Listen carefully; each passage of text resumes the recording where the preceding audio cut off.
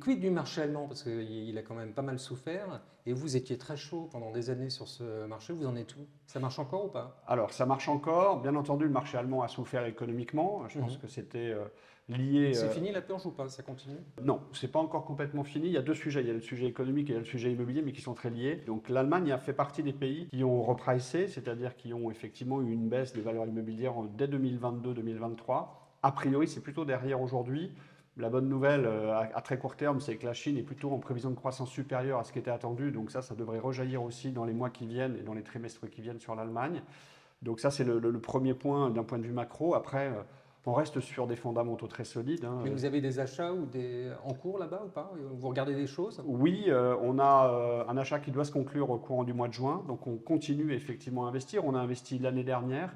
On voit bien d'ailleurs qu'on fait des très bonnes opérations puisqu'on achète sur des niveaux de rendement supérieurs à ce qu'on a pu connaître auparavant. Il y a beaucoup moins d'acteurs, hein. Les marchés ont baissé en termes de volume de transactions de 50 à 60%.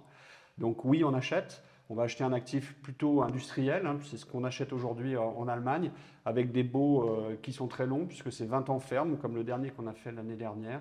Et donc ça aussi, ça donne une bonne visibilité en termes de revenus récurrents pour nos associés. Donc oui, il y a des affaires à faire, il faut être très sélectif quand même, parce qu'il y a un peu de tout dans le marché. Voilà. On a aussi Vous avez des équipes sur place, donc normalement ça devrait être mieux. C'est notre C'est ce que vous force. m'avez toujours dit, j'ai des équipes sur place, ils connaissent mieux le marché, ils savent parler aux Oui, gens. pour sélectionner, Ouais. pour nous aider à sélectionner les bons actifs, les bons emplacements, parce que ça reste un critère récurrent, et notamment en temps de crise, l'emplacement, l'emplacement, l'emplacement. Donc, pour Ouais. avoir effectivement des bons emplacements et des bonnes valorisations futures d'actifs, il vaut mieux avoir une équipe sur place.